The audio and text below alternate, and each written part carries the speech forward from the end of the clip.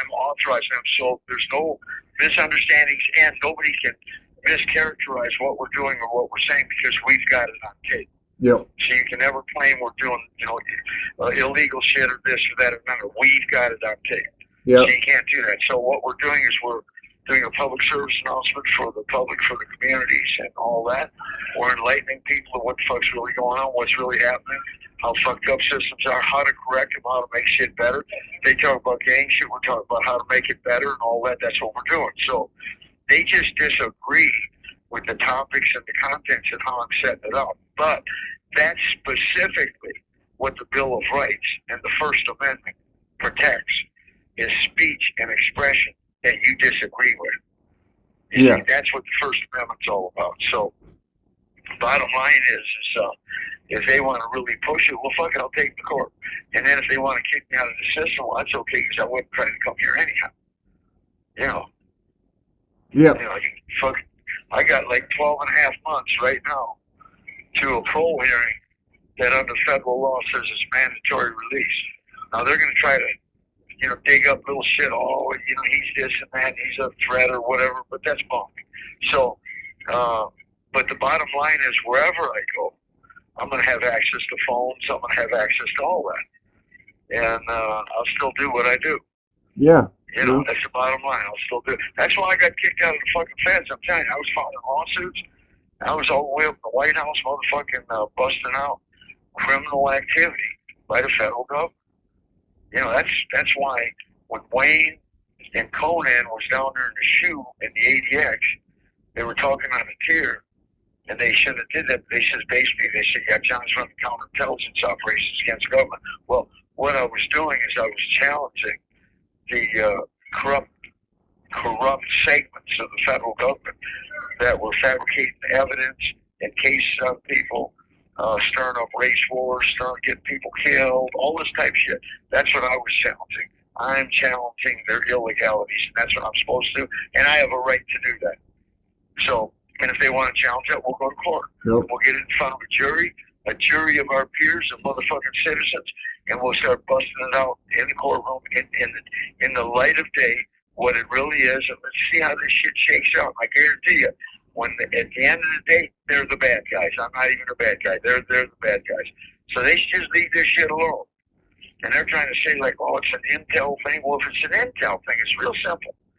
If you're talking about intelligence, then if you got any real intelligence at all, you should just lay back and let me talk. And see what the fuck, what I'm fucking exposing, what I'm setting out, and how I'm setting this shit out, and bringing some, the light of day in these dark, murky little fucking places where all this shit's fucked up at.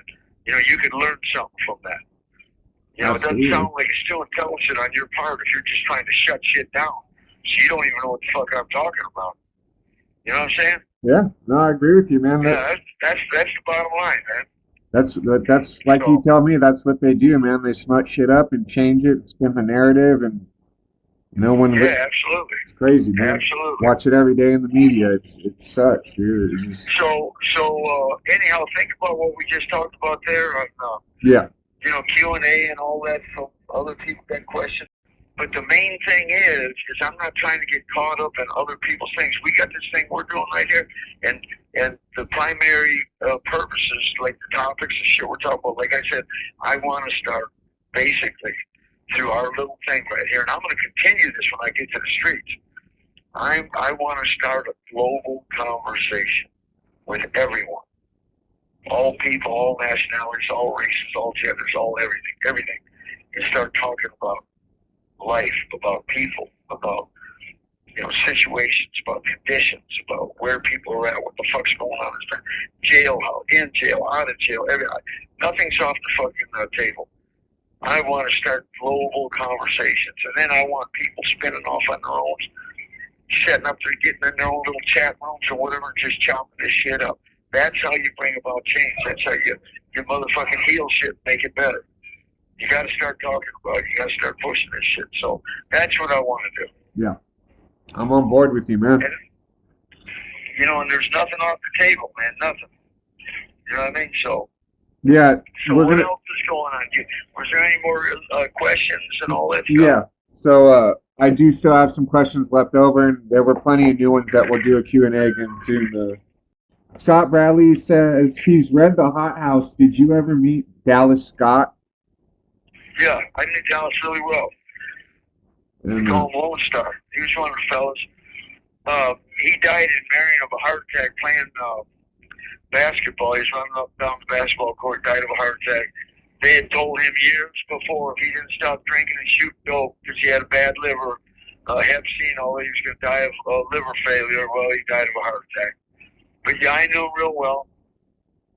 And, you know, I was in Marion with him. I was in D-Block with him. And, you know, the whole trip. He's one of the fellas. Okay. Yeah.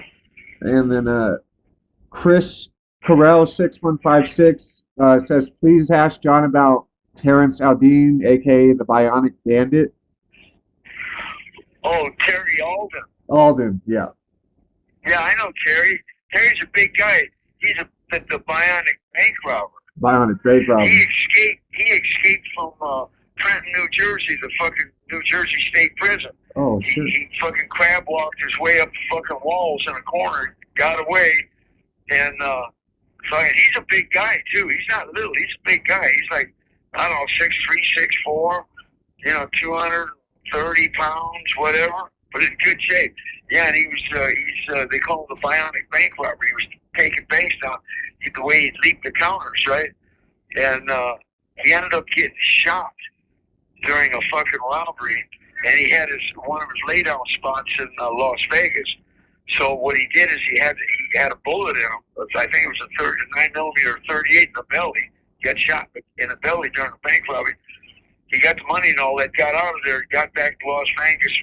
Vegas was, you know, looking for some doctors down there. Usually, you know, wherever you're from and all that, you got doctors on the side that'll treat bullet wounds and shit like that, right? So he was getting treated and all that. He eventually got busted, and they tried him and all that in Santa Marion, and that's where I met him at in Marion. I was in the control unit with him in the shoe, and I was out on the main line with him. He's a good guy. He sounds nuts, man. I didn't know that backstory at all. Yeah, that's Terry Alden. Yeah, it's a Bionic bank robber. Man, some of these names I can't pronounce this. It's something Madsen 5690s. What are John's thoughts on Michael Thompson when he was doing time with him? Okay, well, I run into Mike. Here's the thing with Mike. Mike was with us in the early 70s, was there for a minute, then did that interview with the San Quentin thing where he's wearing a pirate patch. Then he was locked up, and he was in PC for like 25 years. And then he came out, he used the Indian thing to come out of PC. That, well, first of all, he's saying he's not part of the brand no more because he testified on him and Shitty Smitty concocted some stuff on the killings. That thing that was recently on the Hells Angels thing where he says they smuggled him into the courtroom in a vending machine and all that. Well, they put some people on death row originally in connection with things. And then it turned out Smitty concocted all this. These were fake stories. They may have got people off death row for that because this came out during our Santa Ana racketeering case that they were lying. They concocted a lot of stories. Anyhow, Mike is, you know, Mike's just Mike, man. And, you know, he'll yeast shit up, tell some tales and all that. And when I was with him, when I first run into him, we sat down and had about a 4-hour conversation. He told me, he says, John, he says, you know, they, being the government, thinks you're on the fence. They think you're like a sleeper or something. I'm not quite sure what. Well, listen, man, just because of Kevin Roach and Barry and dumb shit they did that got us all put on separation. So I'm not in that car riding with that car. That doesn't mean I'm with the government trying to hurt motherfuckers. Don't get this shit twisted.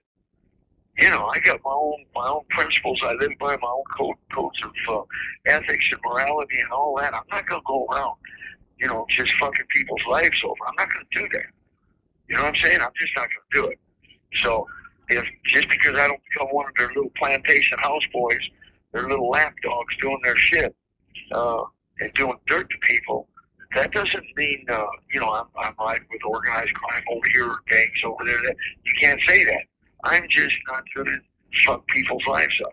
I'm not going to destroy families. I'm not going to do that shit. That's all there's to it. Bottom line, I don't give a fuck what people like it or not. So anyhow, me and him had some conversation and a lot of conversations about spirituality and all that. Because he does the Indian thing. His mother was an Anishinaabe, Shinabs, Ojibwe's and all that up there in Minnesota. I knew a bunch of them dudes. I just talked to a guy today, a native guy, that he may be getting paroled here soon. But we knew a lot of the same people. I knew the Belcourts, Scott Seeley's, Russell Means, Leonard Peltiers. I know all the guys, man. I go back decades and decades. I was with Leonard when he first got arrested off that Pine Ridge stuff for killing the feds. He landed in Marion. I was in 77. I was on the yard with him at Marion. And anyhow, I know all the guys. So Mike is part of it. So Mike's spiritual thing is the AMI, the Native American thing. So there was a controversy at Corcoran. I was the chairman of the religious subcommittee, and Mike was the sub-chairman on there with me. There was a question about the natives, the Indian thing, American Indian Circle, and then you got the Mexican Indian Circle, which are the Yanawas. So they're coming to me because I'm helping people get sponsors and stuff for their religious stuff. I did it for Casper Crowley, the oldness stuff. They weren't even officially recognized as an oldness thing. I used to have to get a Lieutenant Ybarra to sign off on their shit. He got one of them young white dudes calling me, and I helped get him a sponsor, got him a constitution, everything, got him recognized, got him up running. Now, prior to that, they didn't even have that. I used to have to pass their stuff out and everybody else's stuff's out to the guns, to the unlocks to the guns in the cell blocks to get these guys out, right? So me and Mike had a lot of conversations about stuff. We was okay. Mike's got, he's just got his own move. So he's out there telling his stories, doing what he's doing. I think he's trying to make a little money and do whatever he's doing, right? So I don't have any hard feelings with Mike, except my only thing I would say to him is don't go around and do things that are going to hurt people. Yeah. That's my suggestion to him. You know what I'm saying? Yeah, I agree with you on that one. Let's see, there's still more questions. We can do another Q&A tomorrow night, man, because we're gonna get hit. We got like another minute, 20 seconds or something. And they're questions like the CIA dosing prisoners with LSD and shit like that. So they're getting more off the more to the political stuff now. Yeah, we can do all that. I want to talk about all that. I know about that too. They ran them spy agencies down on me when I got up on all that classified national security. Oh shit. 1 minute left. And set all that out and had the Wellstone tapes. Remember that, the Wellstone tapes, secret Wellstone tapes, Senator Wellstone tapes. Remember that? Well, I got them out, and they could call me a liar, but I had classified access codes. So anyhow, we can talk about all that.